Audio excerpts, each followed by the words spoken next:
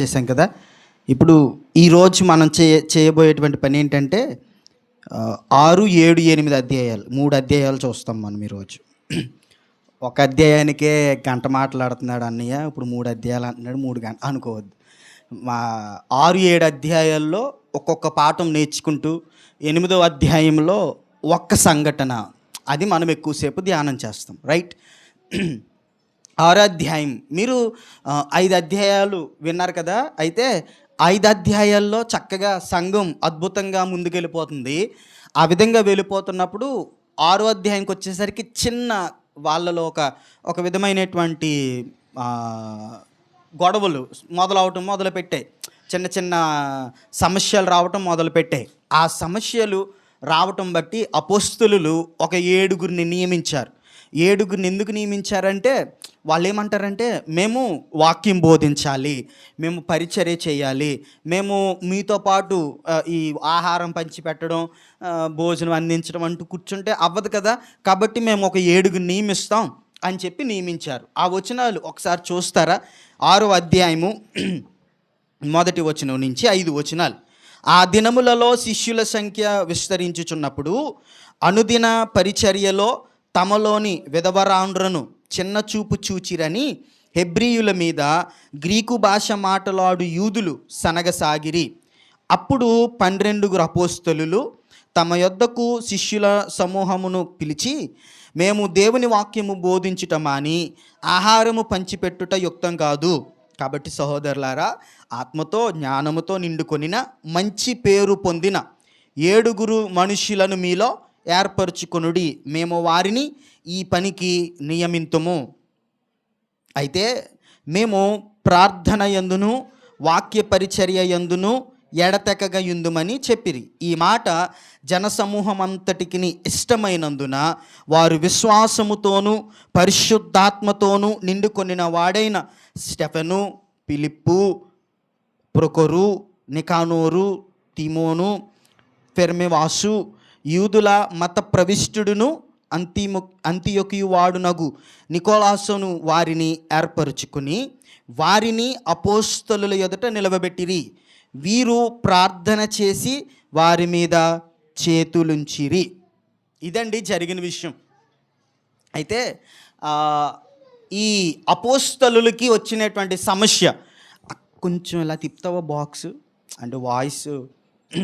అపోస్తలులకు వచ్చినటువంటి సమస్య ఏంటి అని అంటే, వాళ్ళు ఒక విధమైనటువంటి సమస్యల మధ్యలో ఉన్నప్పుడు 7గురిని ఏర్పాటు చేసుకోమన్నాడు. వాళ్ళు 7గురిని కూడా ఎలా ఏర్పాటు చేసుకోమన్నాడంటే, మీరు 4వ అధ్యాయంలో చూస్తే 4వ వచనంలో, వాళ్ళు చాలా అద్భుతమైనటువంటి ఆత్మీయమైనటువంటి జ్ఞానముతో ఉండాలి, మంచి పేరు కలిగి ఉండాలి, మంచి పేరు ఉండాలి, వాళ్ళకి ఆత్మీయమైనటువంటి జ్ఞానం ఉండాలి. వారు ఆహారం పంచి పెట్టడానికి ఏర్పాటు చేశారు. ఇలా చూడాలి అందరూ కూడా. మీరు ఈ యొక్క ఆదిమ సంఘంలో ఈ అపోస్తలులు చేసినటువంటి పని ఏంటంటే 7గురిని ఏర్పాటు చేశారు. ఎంతమందిని? 7గురిని కూడా ఆహారం పంచిపెట్టడానికి, పరిచర్య చేయటానికి వాళ్ళని 7గురిని ఏర్పాటు చేసి, వీళ్ళందరూ కూడా వాక్యమందు, సహవాసమందు, ప్రార్థన యందు వాళ్ళు బిజీగా ఉంటారని వాళ్ళు ఆ విధంగా చేశారు. అంటే అపోస్తలుల దృష్టిలో వాక్య పరిచర్య కంటే ఇవి తక్కువ అని కాదు, వాళ్ళు ఏంటంటే దీనికంటే అది ప్రాముఖ్యం అని అర్థం. అయితే 7గురిని సెలెక్ట్ చేసి వాళ్ళని ప్రార్థన చేసి ఏర్పరిచారు. దాంతో మనం ఈ యొక్క అధ్యాయంలో నేర్చుకోవలసినటువంటి లెసన్ ఏంటంటే, దేవుని సన్నిధిలో ఏ పని చేసినా ప్రత్యేకపరుచుకుని చెయ్యాలి. ఏం చేయాలి? ఏ పని చేసినా ప్రత్యేకపరుచుకుని చెయ్యాలి. ఏ పనైనా సరే, ఏ పనైనా, అది చర్చ్ తుడవటం అవ్వచ్చు, చర్చిలో ఉన్నటువంటి ఆ యొక్క వస్తువులు క్లీన్ చేయటం అవ్వచ్చు, పాటలు పాడటం అవ్వచ్చు, ఆరాధన చేయటం అవ్వచ్చు, వాక్య భాగాన్ని చదవటం అవ్వచ్చు, ప్రార్థన చేయటం అవ్వచ్చు, సాక్ష్యం చెప్పడం అవ్వచ్చు. ఏదైనా సరే దేవుని సంఘములో మనం ఒక పని చేస్తున్నాము అని అంటే దానికి ప్రత్యేకపరుచుకుని మనం ఆ పని చేయాలి. ప్రత్యేకపరుచుకుని మనం ఆ పని చేసినప్పుడు ఆ పని ద్వారా అనేక మంది ఆదరించబడతారు, ఆ పని ద్వారా అనేక మంది దేవునిలోనికి రప్పించబడతారు.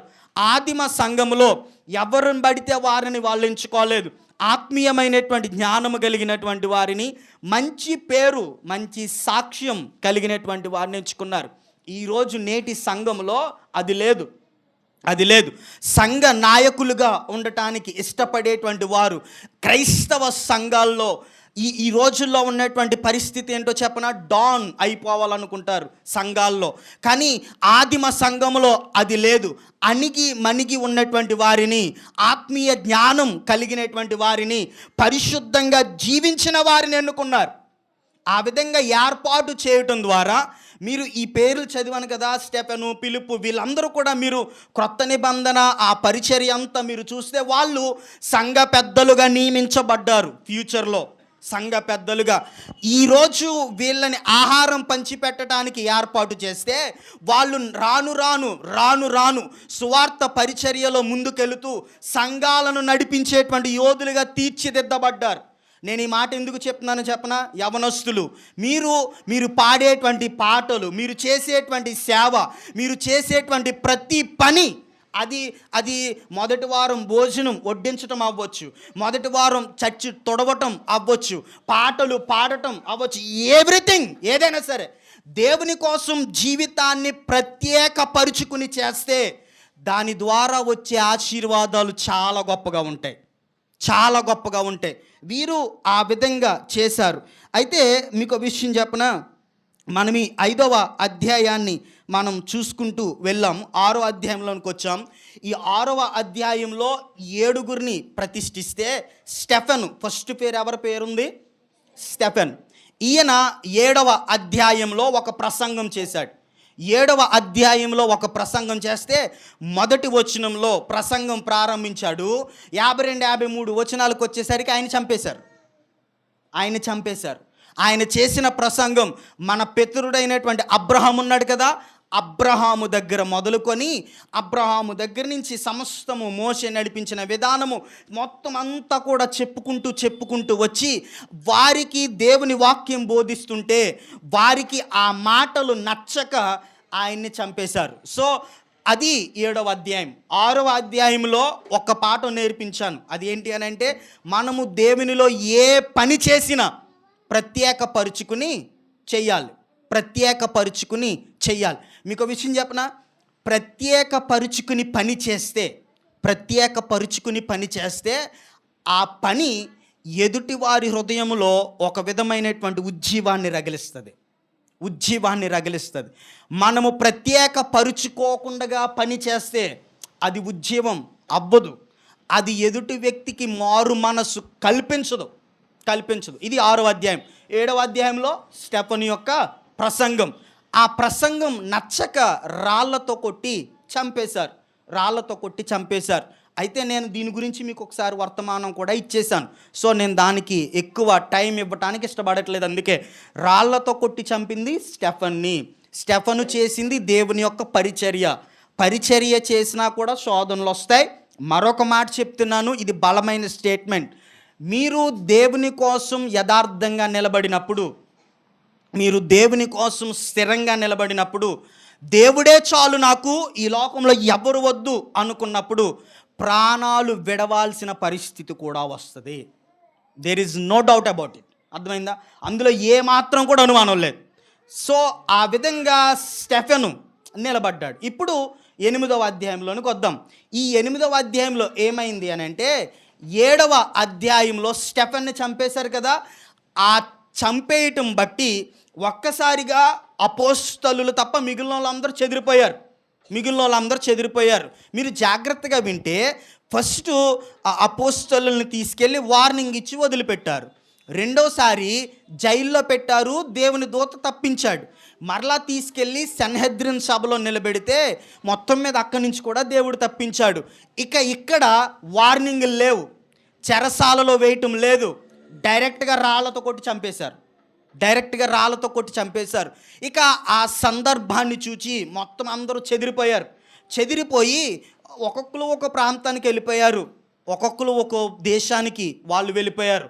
ఆ విధంగా వెళ్ళిపోయినప్పుడు ఫిలిప్పు అనేటువంటి ఆయన సమరయ దేశానికి వెళ్ళాడు. ఫిలిప్పు అనేటువంటి ఆయన సమరయ దేశానికి వెళ్ళాడు. ఆ సమరయ దేశంలో వాక్య పరిచర్య చేశాడు. సమరయ దేశంలో దేవుని యొక్క మాటలు తెలియజేయటం మనం చూస్తూ ఉంటాం. ఇక్కడ మీకు ఒక విషయం చెప్పాలి. యూదులు సమరయుల్ని చాలా తక్కువగా చూస్తారు. యూదులు సమరయుల్ని చాలా తక్కువగా చూస్తారు. కానీ ఫిలిప్పు అక్కడికి వెళ్ళి పరిచర్య చేశాడు. ఫిలిప్పు సమరయుల మధ్య ఉండి పరిచర్య చేశాడు. నేను ఇక్కడ ఈ మాట ఎందుకు ఇంత నొక్కి ఒక్కాండిస్తున్నానంటే, దేవుని శిలువ త్యాగం లేకపోతే దేవుడు ఇచ్చినటువంటి రక్షణ ఒక జాతికి అనుకోవద్దు, ఒక ప్రజానికానికి అనుకోవద్దు, ఒక భాష వారికే అనుకోవద్దు. దేవుని రక్షణ భాష, మతము, కులము, జాతి తేడా లేకుండా ప్రతి ఒక్కరికి ఒకే రీతిలో ఇవ్వబడింది. ప్రతి ఒక్కరికి ఒకేలాగా అందించబడింది. ఈ ఫిలిప్పు ఆ విధంగా పరిచర్య చేయటం చూస్తూ ఉంటాం. నేను మీకు ముందు చెప్పాను, ఫిలిప్పు సమరయులకు బోధించాడు అని చెప్పాను, గుర్తుందా? పేతురు, పౌలు, ఫిలిప్పు ఏమో సమరయులకు బోధించాడు అని. సో ఫిలిప్పు పరిచర్య ఇక్కడ ప్రారంభమైపోయింది. 8వ అధ్యాయం తీస్తారా? 8వ అధ్యాయము 5వ వచనం. అప్పుడు ఫిలిప్పు సమరయ పట్టణము వరకును వెళ్ళి క్రీస్తును వారికి ప్రకటించుచు ఉండెను. ఇది జరిగినటువంటి విషయం. ఇక్కడ జాగ్రత్తగానండి, ఈయన సమరయ పట్టణానికి వెళ్ళాడా? బోధిస్తున్నప్పుడు చాలామంది స్వస్థతలు పొందారు, చాలా అద్భుతమైనటువంటి కార్యాలు జరుగుతూ ఉన్నాయి. అయితే ఆ దేశంలో ఒక సీమోన్ అనబడినటువంటి ఒక అతను ఉన్నాడు, గారిడీ చేసుకునేవాడు. ఆయన కూడా ఫిలిప్పు కంటే ముందు కొన్ని విచిత్రమైనటువంటి గారడీ శక్తులతో కొన్ని అద్భుతాలు చేస్తూ ఉండేవాడంట. అందుకని ఫిలిప్పు కంటే ముందు సీమోను, గారడీ చేసేటువంటి సీమోను వాళ్ళు వెంబడించారు. ఆ తర్వాత ఫిలిప్పు వెళ్ళి దేవుని శక్తితో చేస్తున్నాడు కదా, మొత్తం అందరూ మరలా ఫిలిప్పుని అంగీకరించటానికి, ఫిలిప్పు యొక్క మాట వినటానికి ఇష్టపడ్డారు. అయితే ఇక్కడ మీకు ఒక పాఠం నేర్పిస్తాను. ఫిలిప్పు ఆ విధంగా పరిచర్య చేయటం ప్రారంభించిన తర్వాత ఈ గారడీ సీమోను కూడా మారు మనసు పొందాడు. మారు మనసు పొందినటువంటి విషయం మనం ఒకసారి చూస్తామా? 13వ వచనం, 8వ అధ్యాయము 13వ వచనం. అప్పుడు సీమోను కూడా నమ్మి బాప్తిస్మము పొంది ఫిలిప్పును ఎడబాయకుండి సూచక క్రియలను గొప్ప అద్భుతములను జరుగుట చూచి విభ్రాంతి నొందెను. ఈ మాట చూశారు కదా, ఎంత అద్భుతంగా ఉంది కదా. చాలా గ్రేట్ సీమోన్, గారడీ సీమోను, గారడీలు చేసుకునే వ్యక్తి. ఆయన అన్ని వదిలిపెట్టేసుకుని ఫిలిప్పు మాటకి లోబడి దేవుణ్ణి అంగీకరించాడు. ఈ వచనం చూస్తే మనం అలాగే అనుకుంటాం, కానీ ఆయన బయటికి పొందిన బాప్తిస్మము వేరు, లోపల మనస్సు వేరు.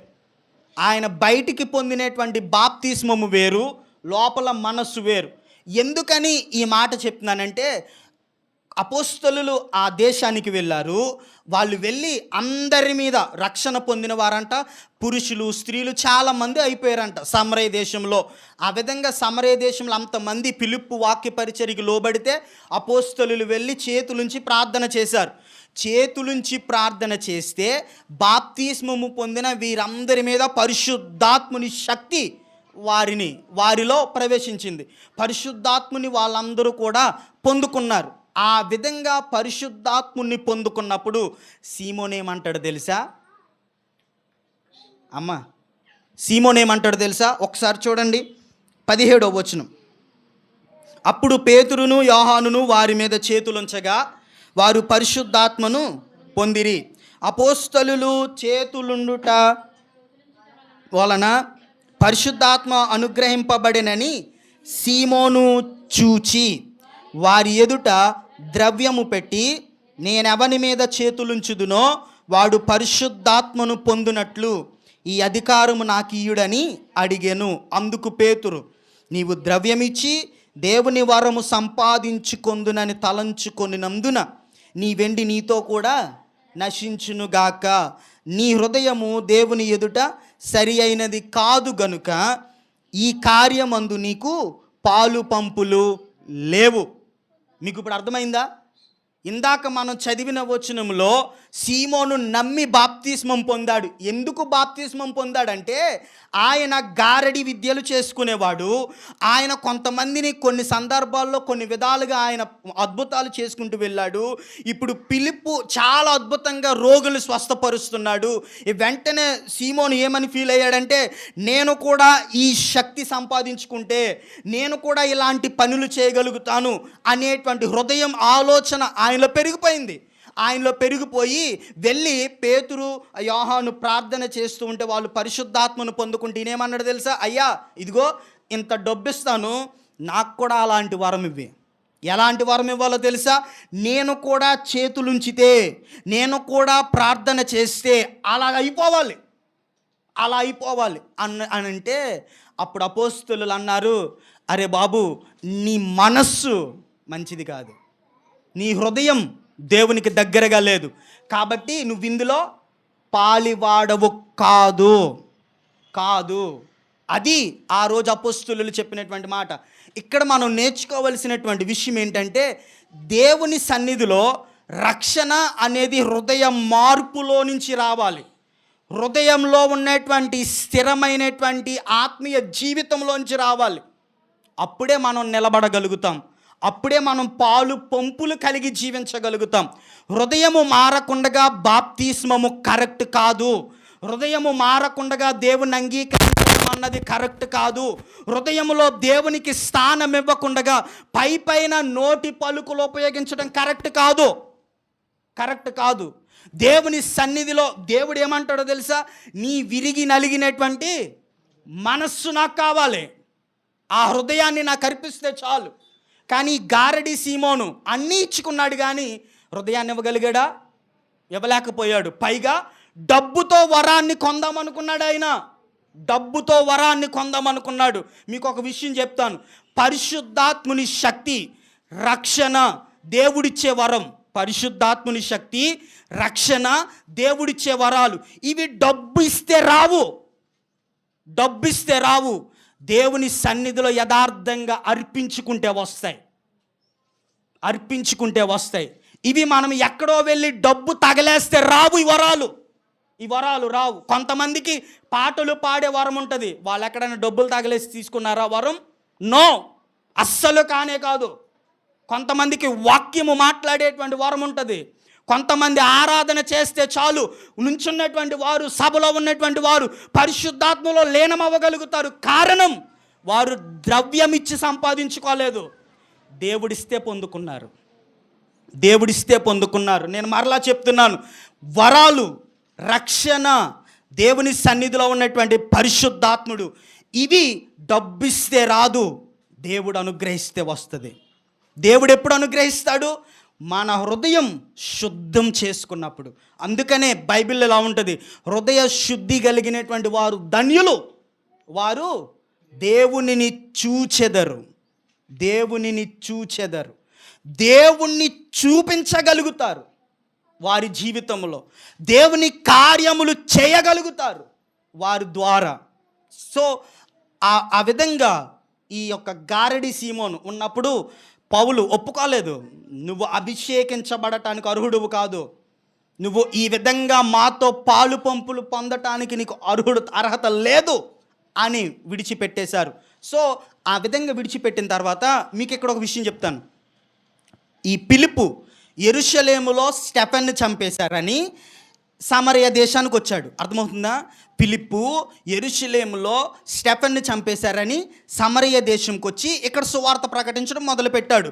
ఇప్పుడు ఈ సమరయ దేశం నుంచి మరల యెరూషలేముకి వెళ్తున్నాడు. అర్థమవుతుందన్నమాట. యెరూషలేము నుంచి సమరయకు వచ్చేసాడు ఈయన. సమరయకు వచ్చేసినటువంటి ఫిలిప్పు మరల ఇక్కడి నుంచి ప్రయాణం చేసి యెరూషలేముకి వెళ్తున్నాడు. అయితే ఇక్కడ ఇంకొక వ్యక్తి ఆయన ఏంటో చెప్పనా, ఆయన యెరూషలేముకి వచ్చాడు. యెరూషలేములో దేవుని ఆరాధన చేశాడు. యెరూషలేములో దేవునికి అర్పించాల్సిన బలులు అర్పించాడు. అక్కడి నుంచి ఆయన ప్రయాణమై ఇంటికి వెళ్తున్నాడు. మీకు జాగ్రత్తగానండి, సమరయ నుంచి ఎవరు వస్తున్నారు? ఫిలిప్పు యెరూషలేముకి. ఇంకో వ్యక్తి ఉన్నాడు, ఆయన యెరూషలేము నుంచి ఎక్కడికి? తన ఇంటికి వెళ్తున్నాడు.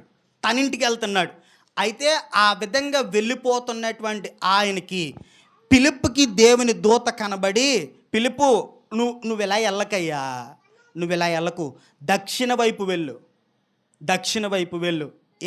ఎందుకు వెళ్ళాలి? ఆ మార్గంలో ఒక వ్యక్తి కనబడతాడు, ఆయనతో నాకు పనుంది, ఆయనతో నాకు పనుంది అని పిలుపుకి దేవుని దూత చెప్పితే ఆయన అటు వెళ్ళాడు. ఆ వచనాన్ని చూద్దాం, చూడండి 26వ వచనం. ఇక్కడే మనం కొంచెం సేపు ధ్యానం చేస్తాం. ప్రభువు దూత నీవు లేచి దక్షిణముగా వెళ్ళి యెరూషలేము నుండి గాజాకు పోవు అరణ్య మార్గమున కలుసుకొమ్మని పిలుపుతో చెప్పగా అతడు లేచి వెళ్ళెను. అప్పుడు ఐథియోపియుల రాణి అయిన కందాకే క్రింద మంత్రి అయి ఆమె యొక్క ధనాగారమంతటి మీదనున్న ఐథియోపియుడైన నపుంసకుడును ఆరాధించుటకు యెరూషలేమునకు వచ్చిచుండెను కాదు, అది చాలా ఇంపార్టెంట్. వచ్చియుండెను. ఆయన యెరూషలేముకు వచ్చేసాడు. యెరూషలేము నుంచి 28వ వచనం ఫస్ట్ లైన్ ఏంటి? అతడు తిరిగి వెళ్ళుచు. చూసారా, ఆయన ఇంటికి తిరిగి వెళ్ళిపోతున్నాడు. ఆయన ఇంటికి తిరిగి వెళ్ళిపోయేటువంటి మార్గానికి పిలుపుని ఎవరు పంపించారు? దేవుడు. దేవుని దూత ద్వారా దేవుడు ఆ నపుంసకుని మార్గానికి పిలుపుని పంపించాడు. పిలుపుని పంపించినప్పుడు ఏం జరిగిందో చూస్తాం. చూడండి, ఒక మామూలుగా చెప్తాను. ఈ పిలుపు ఆరాధించాడా? ఆయన రథంలో కూర్చుని వాక్యాన్ని చదువుకుంటున్నాడు. ఆయన యెషయా గ్రంథంలో ఉన్నటువంటి ప్రవచన వాక్యాన్ని చదువుతున్నాడు. ఆ ప్రవచన వాక్యాన్ని చదువుతున్నప్పుడు ఆయనకి ఏం అర్థం కావట్లా. ఈలోపు పిలుపు కనబడ్డాడు. పిలుపు కనబడితే పిలుపు అడుగుతాడు ఆయన్ని, నపుంసకుని, అయ్యా నువ్వు చదివేది నువ్వు గ్రహించగలుగుతున్నావా? నువ్వు గ్రహించగలుగుతున్నావా అని అంటే ఆయన అంటాడు, నాకెవడైనా దారి చూపిస్తే కదా నాకు అర్థమయ్యేది, నాకెవడైనా దీని అర్థం చెప్పితేనే కదా నాకు అర్థమయ్యేది అని అంటే, అప్పుడు నువ్వు చదువుతున్నటువంటి భాగం ఏదయ్యా అని అడిగాడు. నపుంసకుడు ఇదిగో అని చూపించాడు. ఆ భాగాన్ని పిలుపు ఆధారం చేసుకుని ఒక ప్రసంగం చేసేసాడు. వాళ్ళు ప్రయాణం చేసుకుంటూ వెళ్తున్నారు, ప్రసంగం చేసేసాడు. ఆ ఎదురుగా ఒక వాగు కనబడింది. నపుంసకుడు అంటాడు, అదుగో వాగు, ఇదిగో మారు మనస్సు పొందిన నేను. అదిగో వాగు, ఇదిగో మారు మనస్సు పొందిన నేను. బాప్తిస్మం ఇవ్వటానికి నీకేమైనా ఆటంకం ఉందా అన్నాడు. పిలుపు నాకేం ఆటంకం, పద అని చెప్పి బాప్తిస్మం ఇచ్చాడు. పిలుపు తన దారిని తాను వెళ్ళిపోయాడు. నపుంసకుడు సంతోషంతో ఇంటికి వెళ్ళిపోయాడు. ఇదే అక్కడ జరిగిన విషయం. అందులో కొన్ని ఆత్మీయమైనటువంటి విషయాలు చెప్పి నేను ముగిస్తాను. ఈ యొక్క నపుంసకుడు ఉన్నాడు కదా, ఈ నపుంసకుడు మొట్టమొదటిగా చేసేటువంటి పని ఏంటో చెప్పనా? ఆరాధించటానికి యెరూషలేముకు వెళ్ళాడు. ఎక్కడికి వెళ్ళాడు? ఆరాధించటానికి యెరూషలేముకి వెళ్ళాడు. దాంతో నాకు అర్థమైన విషయం ఏంటంటే, ఆయన ఒక రాణి కింద పనిచేసేటువంటి వ్యక్తి. ఆయన ఒక విధంగా ధనాగారం అంతటికి మీద అధికారి. కానీ ఆయన ఆరాధించటానికి యెరూషలేముకి వెళ్ళాడు.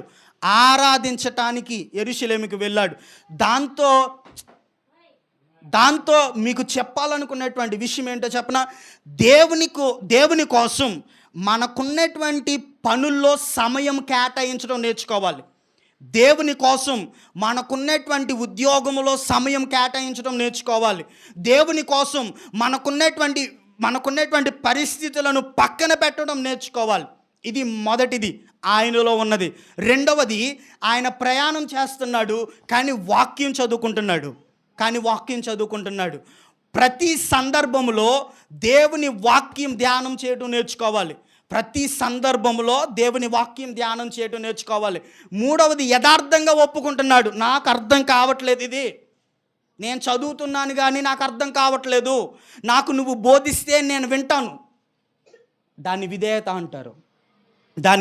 అంటారు. ఒకటి, దేవునికి సమయం ఇవ్వటం ఆయన నేర్చుకున్నాడు. ప్రతి క్షణము దేవుని వాక్యం ధ్యానం చేయటం ఆయన జీవితంలో ఉంది. మూడవది, దేవుని యొక్క మాట వినటానికి ఆయన విధేయత చూపించాడు. దేవుని మాట వినటానికి విధేయత చూపించిన ఆయన మనస్సు మారింది. మారింది.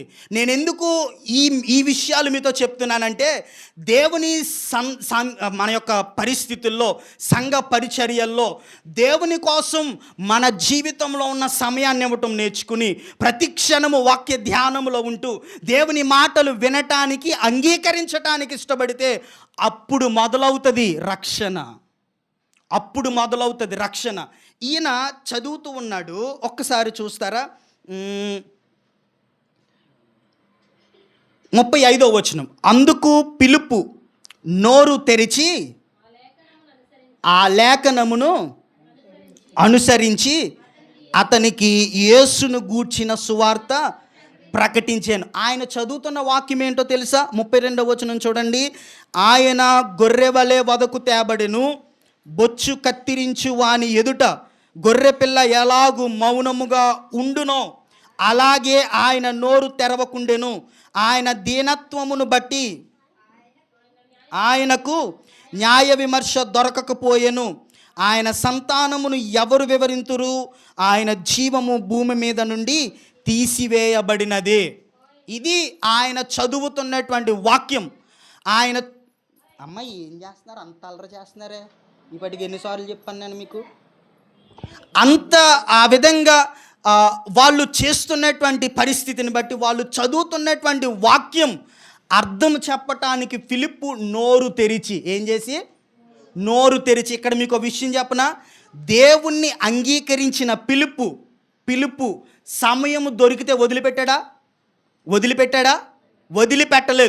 వదిలిపెట్టలేదు. ఇదే సమయం అనుకున్నాడు, వాక్యాన్ని మాట్లాడడం మొదలుపెట్టాడు.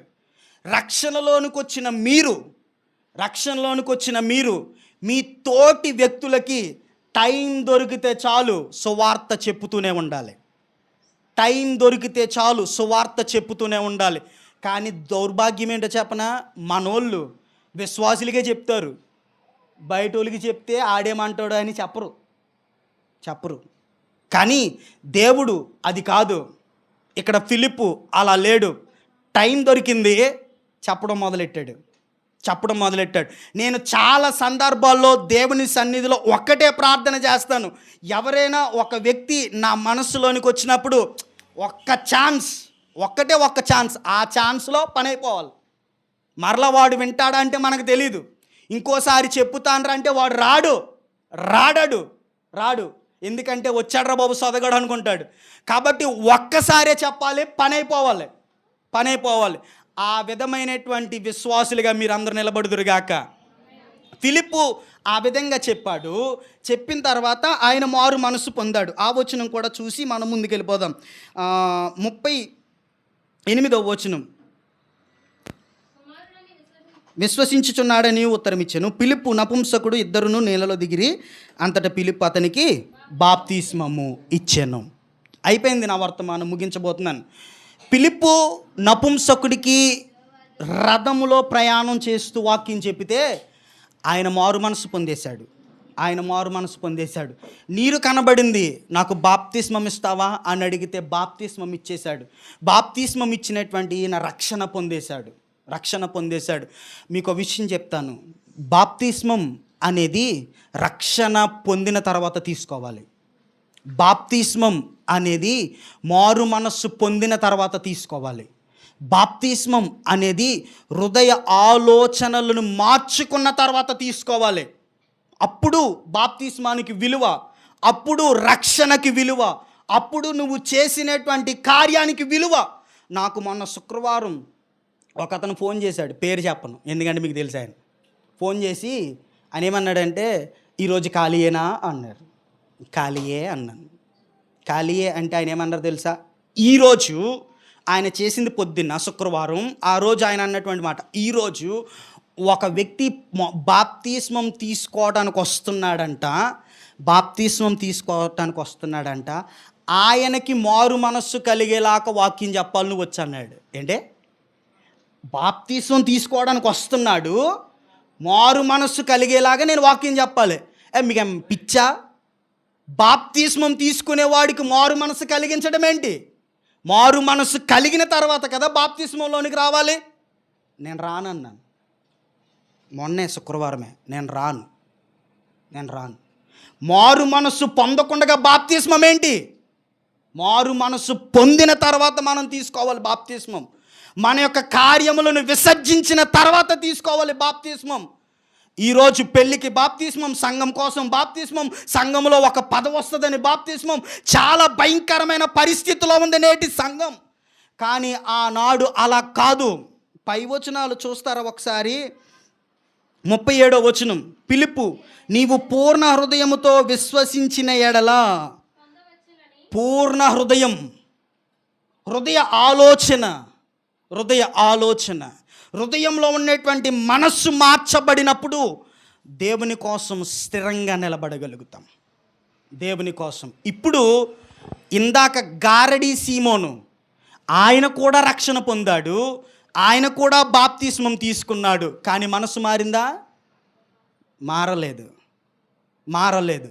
ఫిలిప్పు బాప్తిస్మం తీసుకున్నాడు, మారు మనసు కలిగిన తర్వాత తీసుకున్నాడు. మీరందరూ రక్షించబడిన వ్యక్తులే, బాప్తిస్మం తీసుకున్న వ్యక్తులమే. అయితే నా సూటి ప్రశ్న, మనస్సులు మారాయా? మనస్సుల్లో మార్పులు మొదలయ్యాయా? మనస్సులో మార్పు మొదలవ్వకుండా దేవునిలో మనకున్నటువంటి పరిస్థితిని ఏ విధంగా చూపించుకోగలుగుతాం? దేవునిలో ఇప్పుడున్నటువంటి యవనస్తులు బాప్తిస్మం తీసుకోకపోతే పెళ్లి చేయట్లేదంట. అందుకు కూడా తీసేసుకుంటున్నారు. కానీ బాప్తిస్మనుకున్న అర్థం అది కాదు, పరమార్థం అది అస్సలు కానే కాదు. ఒక్క మాట చదివి నేను ముగిస్తాను. 39వ వచనం, వారు నీళ్లలో నుండి వెడలొచ్చినప్పుడు ప్రభు ఆత్మ ఫిలిప్పును కొనిపోయెను. నపుంసకుడు సంతోషించుచు తన త్రోవను వెళ్ళాను. చూచారా? నపుంసకుడు ఏ విధంగా వెళ్ళాడు? సంతోషిస్తూ ఇంటికి వెళ్ళాడు. టు బి వెరీ ఫ్రాంక్గా ఒక విషయం చెప్పనా, హృదయంలో మార్పు కలిగి నీళ్లలో బాప్తిస్మం తీసుకుంటే మన జీవితం గందరగోళంగా ఉన్నా ఆత్మీయంగా సంతోషంగా జీవిస్తావు. మీరు ఇందాక 7వ వచనంలో ఒక్క వచనం చదివితే మీకు అర్థమవుతుంది. ఆ 6వ అధ్యాయము 15వ వచనం ఒకసారి చూస్తారా? సభలో కూర్చున్న వారందరూ అతని వైపు తేరి చూడగా అతని ముఖము దేవదూత ముఖము వలె వారికి, ఇది ఎవరి గురించి మాట తెలుసా? స్టెఫెన్ ముఖం వారందరికీ దేవదూత ముఖం వలె కనబడింది.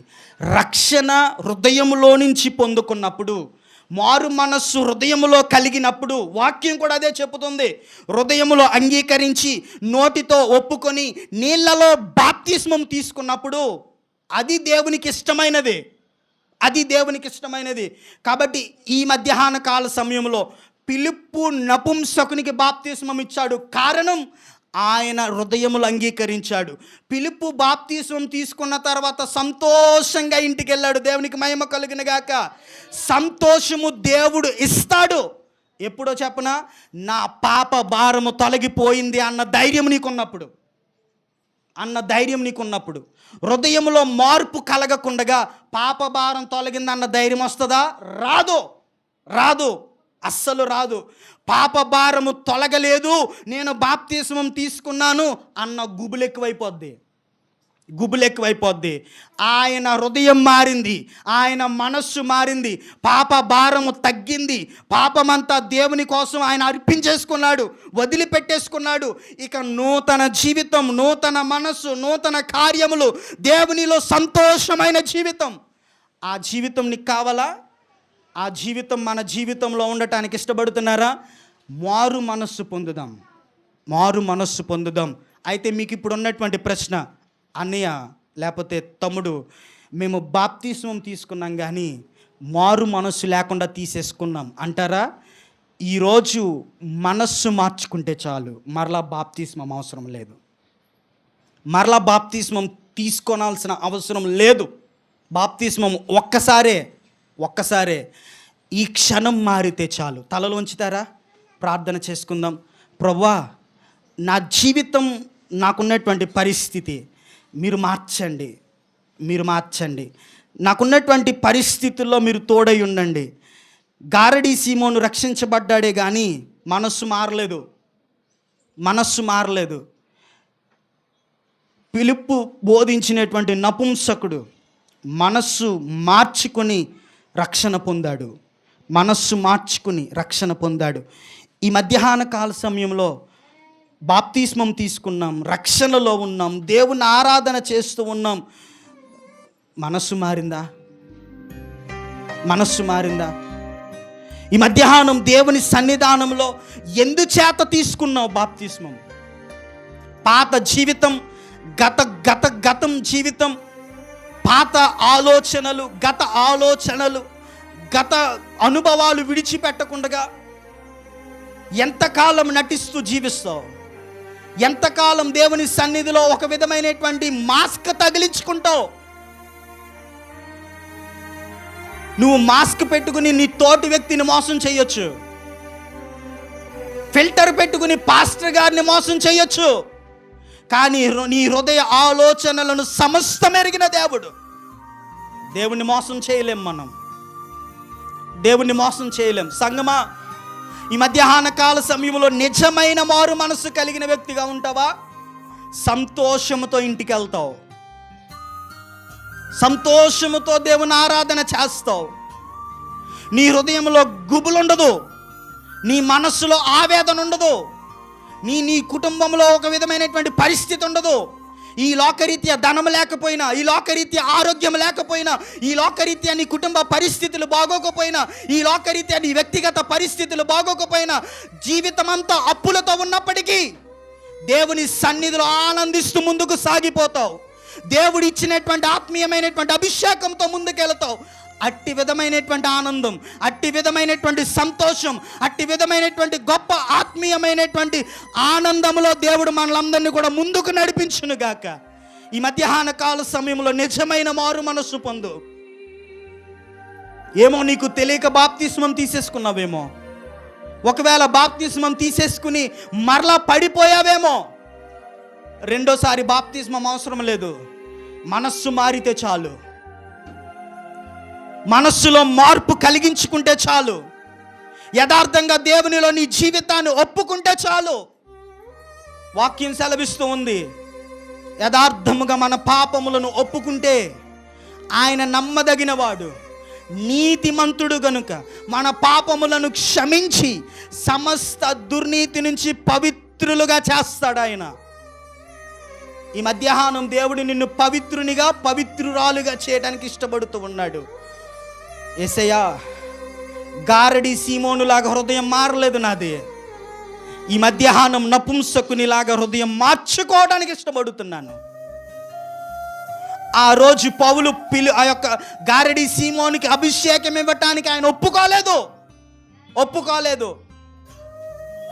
అపోస్తలులు ఏర్పాటు చేసినటువంటి 7 కూడా వారిని వారు ప్రత్యేకపరుచుకొని పని చేశారు. వాళ్ళు సంఘంలో పాటలు పాడటానికి ఇష్టపడుతున్నావే, వాక్య భాగాలు చదవటానికి ఇష్టపడుతున్నావే, ఆరాధన చేయడానికి పరితపిస్తున్నావే, దేవుని సన్నిధిలో వాక్యాన్ని వివరించడానికి ఇష్టపడుతున్నావే, ప్రార్థన చేయడానికి పరితపిస్తున్నావే, ప్రత్యేకపరుచుకున్న జీవితం ఉన్నదా నీకు? వాయిద్యాలు వాయించేటువంటి యవనస్తులు, స్తుతులు చెల్లించేటువంటి సంఘం ప్రత్యేకపరుచుకుని ప్రతి కార్యక్రమం చేయాలి. ప్రత్యేకతలోనే దేవుని పరిశుద్ధాత్మని కార్యాలు ఉంటాయి, ప్రత్యేకతలోనే దేవుని యొక్క గొప్ప కార్యములు నిలబడతాయి, ప్రత్యేకతలోనే రక్షణ, ప్రత్యేకతలోనే స్వస్థత, ప్రత్యేకతలోనే దేవుని అమూల్యమైనటువంటి గొప్ప కృప దాగి ఉన్నది. ఈ మధ్యాహ్నం అట్టి గొప్ప కృప దేవుడు మనకు అనుగ్రహించునుగాక. దేవునిని యథార్థంగా ఆరాధిద్దాం, యథార్థంగా దేవునిలో భక్తిగా ఉందాం. దినాలు చెడ్డవి, సమయం పోనిచ్చుకోవద్దు. గతించిపోయినటువంటి పాత అనుభవాలను విడిచిపెడదాం, పాపపు అనుభవాలను విడిచిపెడదాం, నూతనమైనటువంటి మనస్సును ధరించుకుందాం. నిలబడ్డాను అనుకున్న వ్యక్తి అంట పడిపోకుండా ఉండటానికి జాగ్రత్త పడాలంట. ఈరోజు నిలబడిన వ్యక్తివా నీవు? రక్షణలో నిలబడ్డాను అని అనుకుంటున్నావా? రక్షణలో నేను నుంచున్న వ్యక్తిని అని ఆశపడుతున్నావా? అయితే జాగ్రత్త, పడిపోకుండా ఉండటానికి సిద్ధపడు. స్థిరంగా నిలబడటానికి ఇష్టపడు. దేవునిలో యథార్థత అనేదే నీ జీవితాన్ని నిలబెడుతుంది. అట్టి విధమైనటువంటి పరిస్థితుల్లో మనం ఉండటానికి ఇష్టపడదామా? సంతోషం నీ పాపము తొలగిపోతే, సంతోషం నీ గత జీవితం ఆగిపోతే, సంతోషం నీకున్నటువంటి పాపపు అనుభవాలను సమాధి చేస్తే, ఈ మధ్యాహ్నం అట్టి సంతోషాన్ని మనందరము కూడా పొందుకుందుముగాక. ఆ విధమైనటువంటి యోగ్యులుగా మనం అందరము నిలబడదాం. ప్రార్థన. సకలాశీర్వాదములకు కారణభూతుడైన మా తండ్రి, నీ నామమునకు వందనాలకు స్తోత్రాలు. ఈ మధ్యాహ్న కాల సమయంలో ఆనాడు అపోస్తలులు కొంతమందిని నియమించారు ప్రభువా. వారు వాక్య జ్ఞానముతోనూ ఆత్మతోనూ వారి జీవితంలో మంచి పేరును కలిగినటువంటి వ్యక్తులు. మేము కూడా అట్టి విధమైనటువంటి యోగ్యమైనటువంటి స్థితిలో మా జీవితాలను ప్రత్యేకపరుచుకొని నీకోసం జీవించే కృపను అనుగ్రహించండి తండ్రి. నీకోసం జీవించే కృపను అనుగ్రహించండి ప్రభువా. గారెడి సీమోను హృదయం మార్చుకోకుండా ద్రవ్యమిచ్చి వరాలు సంపాదించుకుందాం అనుకున్నాడు. ఇంకా నాకేముందులే, ఈ విధమైనటువంటి శక్తితో నా ఇష్టానుసారమైన కార్యాలు చేసుకుంటూ వెళ్ళిపోవచ్చు అని స్వలాభాన్ని ఆశించాడు ఆయన.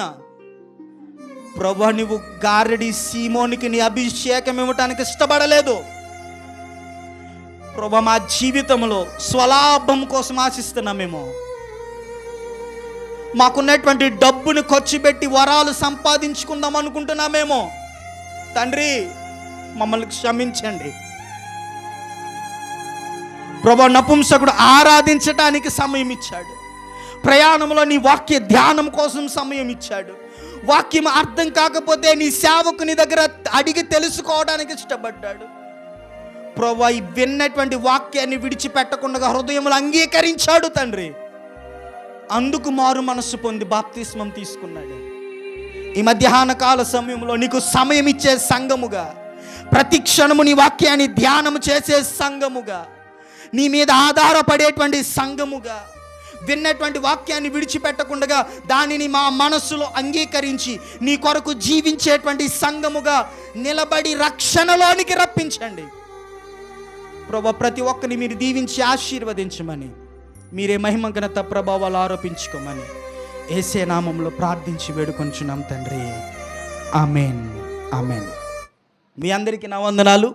దేవుడు మిమ్మల్ని అందరినీ దీవించి ఆశీర్వదించునుగాక. ఈ బుధ